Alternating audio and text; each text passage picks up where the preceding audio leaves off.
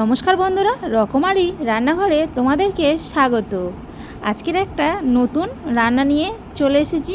খুব অল্প উপকরণ দিয়ে এই বেগুনের রান্নাটি করে ফেলতে পারে। সম্পূর্ণ নিরামিষ পদ্ধতিতে এই বেগুনের আইটেমটি। চলুন বন্ধুরা, দেখা যাক আজকের আমার রেসিপিটা। বেগুনের এই নতুন আইটেমটি বানানোর জন্য আমি এখানে নিয়ে নিয়েছি কাঁটা বেগুন, গোল গোল সাইজের বেগুনটি, আর নিয়ে নিয়েছি লম্বা সাইজের যে বেগুনটি হয়। তোমরা চাইলে একরকম সাইজের বেগুন দিতে পারো, কোনো অসুবিধা নেই। দিয়ে দিলাম লবণ আর দিয়ে দেব হলুদ গুঁড়ো, দিয়ে বেগুনগুলি ভালোভাবে মাখিয়ে নেব। নিয়ে কড়াইতে আমি তেল দিয়ে দেব। তেলটি গরম হয়ে গেছে, এবার দিয়ে দেব বেগুনগুলি দিয়ে ভালোভাবে আমি বেগুনগুলি ভেজে নেব। বেগুনটা ততক্ষণ ভাজতে থাক, ততক্ষণে একটা মশলা পেস্ট বানিয়ে নেব। আমি এখানে আদা আর কাঁচা লঙ্কার একটা পেস্ট বানিয়ে নিয়েছি। এবার বানিয়ে নেব মশলার একটা পেস্ট। আমি এখানে নিয়ে নিয়েছি জিরে গুঁড়ো, ধনে গুঁড়ো, লবণ পরিমাণ মতন, হলুদ গুঁড়ো আর কাশ্মীরি লঙ্কার গুঁড়ো। এখানে আমি হালকা পরিমাণে জল দিয়ে দেব, দিয়ে সব উপকরণগুলি একসাথে মিশিয়ে নেব। মেশানো হয়ে গেছে, এবার আমি বেগুনগুলি তুলে নেব। দেখতেই পাচ্ছ বন্ধুরা, বেগুনগুলি আমার ভালো ভাজা হয়ে গেছে।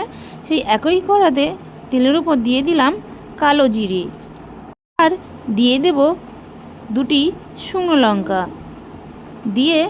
দিয়ে দিলাম আদা আর কাঁচা লঙ্কা যে পেস্টটা বেটে রেখেছিলাম সেটি দিয়ে ভালোভাবে একটু কষিয়ে নেব। কষানো হয়ে গেছে, এবার দিয়ে দেব যে মশলার জল দিয়ে পেস্টটা করে রেখেছিলাম সেটা দিয়ে আবারও একটু নাড়াচাড়া করে নেব। মশলাটি ভাজা ভাজা হয়ে গেছে, এবার দিয়ে দেব জলটা আমি অল্প পরিমাণে দেব, কারণ গ্রেভিটা আমি ঘনই করব, বেশি গ্রেভি করব না। একটু ফুটে গেছে, এবার আমি দিয়ে দেব বেগুনগুলি দিয়ে কিছুক্ষণের জন্য আমি ঢাকনা দিয়ে ঢেকে দেব। কিছুক্ষণ পর ঢাকনা খুললাম, দেখতেই পাচ্ছ বেগুনের তরকারিটা সম্পূর্ণ রেডি হয়ে গেছে। এবার আমি দিয়ে দিলাম একটু সামান্য গরম মশলা, আর উপর থেকে দিয়ে দিলাম কাসুরি মেথি পাতা, দিয়ে উপর থেকে ছড়িয়ে দিলাম।